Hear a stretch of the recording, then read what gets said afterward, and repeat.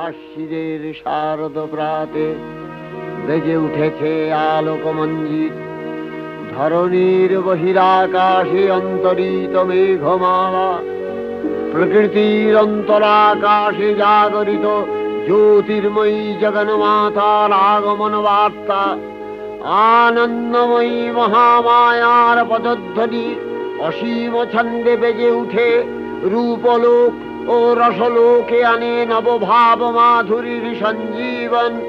তাই আনন্দিতা শ্যামলী মাতৃকার চিন্ময়ীকে মৃন্ময়ীতে আবাহন। আজলো তো